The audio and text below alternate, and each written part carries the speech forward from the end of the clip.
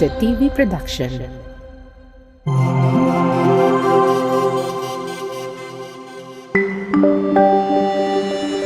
Your only island TV channel.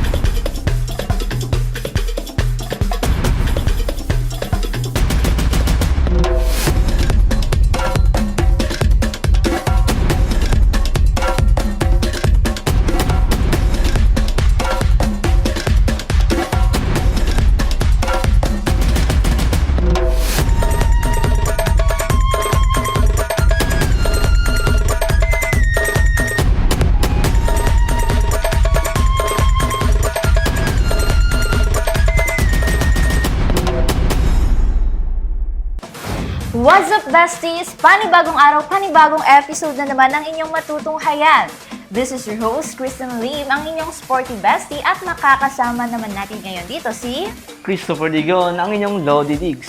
para sa Passports, ang inyong Passports sa Sports.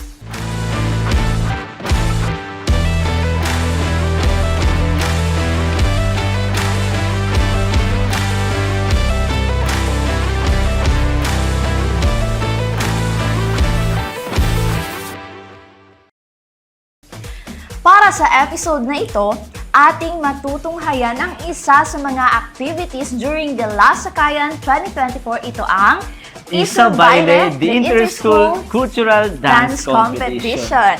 Yun na nga, Lodi Diggs. Yes. Matanong ko lang, ano masasabi mo about sa Isa Baile 2024? Yun na nga, sporty best, no? As we have witnessed during the Last Sakayan, isa yun sa mga highlights ng Yes, Last Sakayan. sobrang inaabangan. Kasi, Yun. di ba, yung Isa Baile is Isa sa mga highlights talaga, di ba? Yes, na inaabangan. kasi nga 'di ba, ang competition na 'yon ay it represents the different culture that is present here in our city. So, what are the cultures that are present nga ba? here? Yung mga na ipalabas doon na i-represent doon, Lodi Diggs. Yes. So, as we have witnessed, no, may 6 na schools na nag-represent ng different cultures here in Isabela City. Yes, that are present here in our Yes. city. Yes. So What for- are these cultures, Lodi Yes. Diggs? So for the Tausug tribe, ito ay nirepresenta ng Basilan State College. Wow, Yun. yes. And then? for the second tribe, which is Di Maranao, ito naman ay representa ng Begang National High School. And for the Chabacano tribe, nanirepresenta ng Claret College of Isabela. Yes. And for the Sama, nanirepresenta ng Comtech Institute. Wow. And for the Bisaya or the Cebuano, nanirepresenta naman ng 1S Alano Memorial High School. And lastly, for the Yakan tribe or Yakan culture, nirepresenta naman ito ng Malamawi National High School. So, di ba, medyo mainit-init So, yung lahat yun, labanan, Lodi Diggs. grabe, mainit Ang talaga. gaganda Talagang- ng mga, nila. Ang daming pasabog eh. Kada, Oo. yung alam mo yung kada choreo nila may pasabog na unexpected na magaganap. Yeah, kasi each culture kasi, di ba, Lodi Diggs, may, kanya-kanyang ganda. So, through dance, na ipakita nila yun. May Di ba? papakita kung ano nga ba yung culture na nire-represent nila, di ba? Yeah, pinakita rin nila kung ano-ano ang mga culture na magagandang culture na meron dito sa Isabela City. Yes naman. And, so much for that. I think masyado na mababa yung chikahan natin, Lodi Yun. Diggs. So, hindi na natin ito patatagalin. Let's watch the Isibaile Interschool Cultural Dance Competition in 3, 2, 1.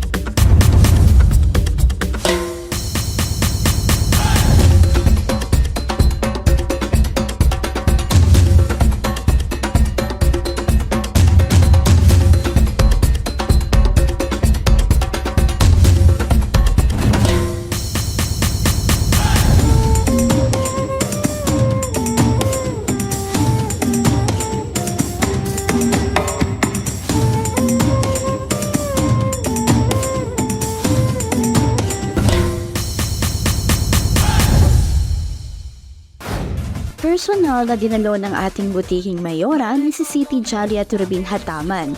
Pakinggan naman natin ang kanyang mensahe. Ang pinaka-purpose po natin ay ma-rediscover ang identity ng Isabela.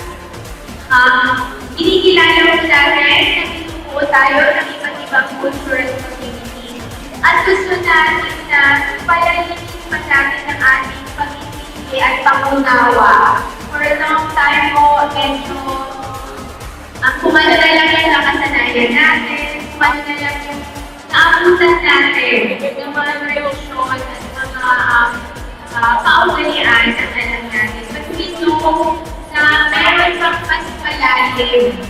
Hinahanap natin yung essence beyond the forms na alam natin. Kaya this is a journey to rediscovery of the Isabela identity. And I'm very happy to see po yung ating mga performances, hindi lang performances, lahat ng mga ginawa natin throughout sa kaya.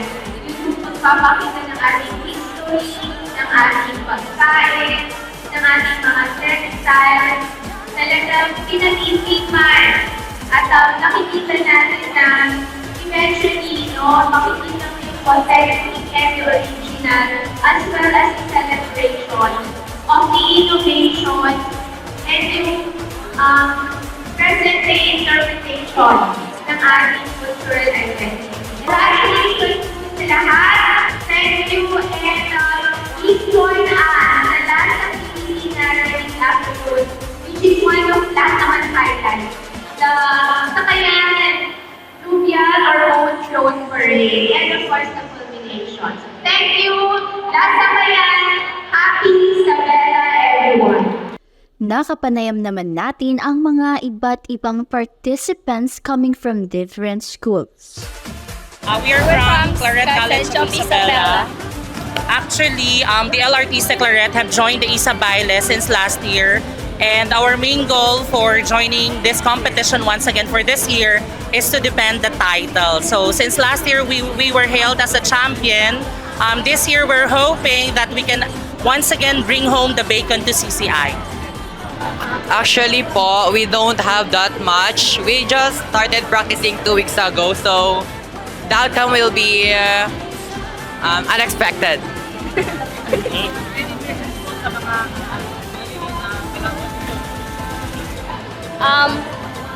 Just enjoy this dance and good luck to all. Have fun. Have fun.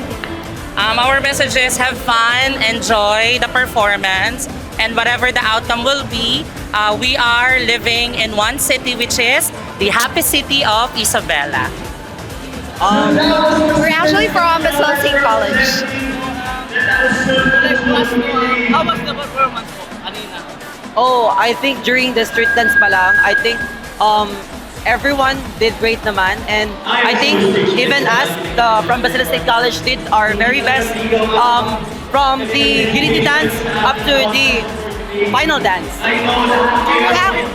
To actually add is that we are here not just to give a jaw-dropping and nerve-wracking performance, but we are actually here to make history.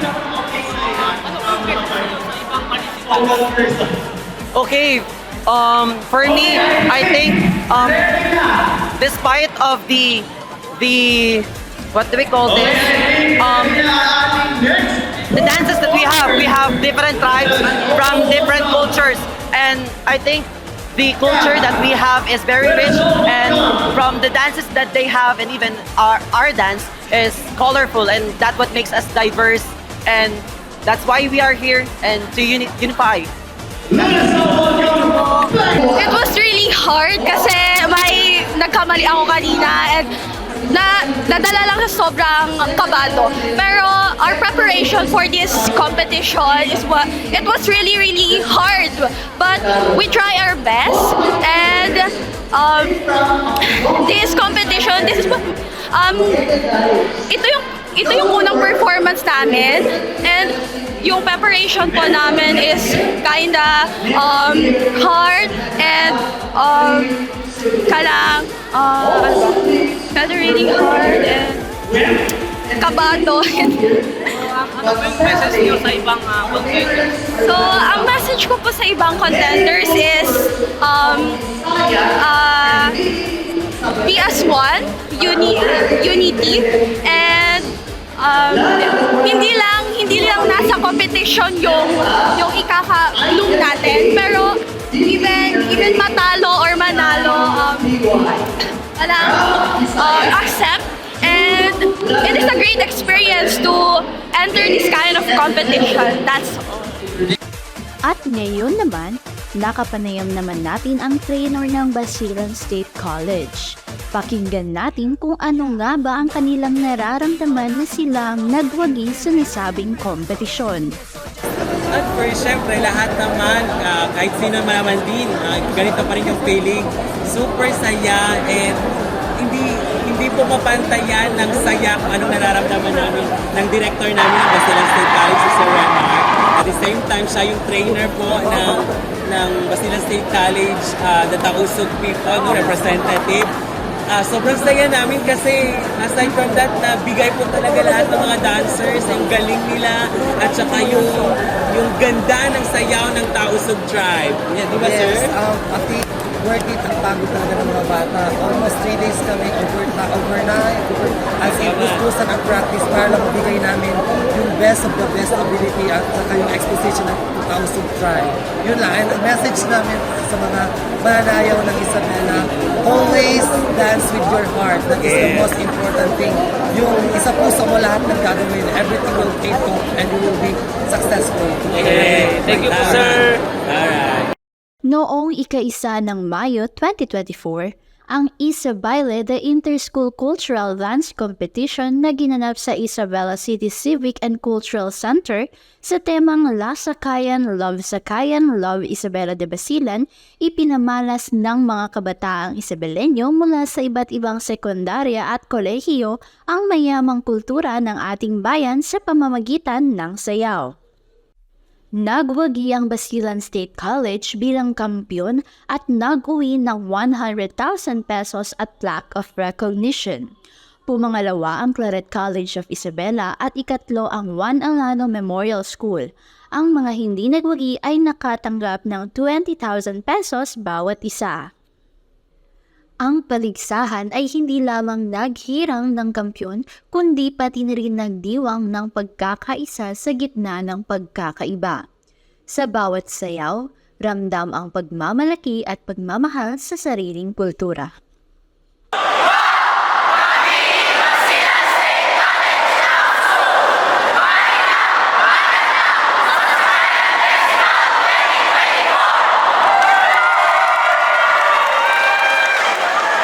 That was it, y'all guys. Sana'y nag-enjoy kayo para sa episode na ito. Kita-kits sa susunod na episode, kasama pa rin ng inyong sporty bestie para sa Passports, ang inyong passport sa sports.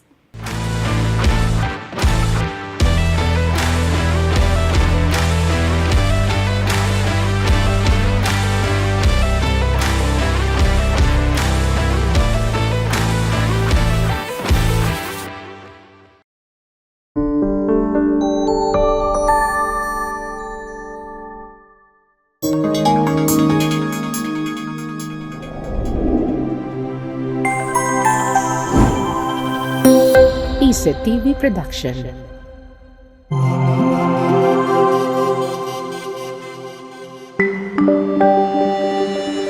Your only island TV channel.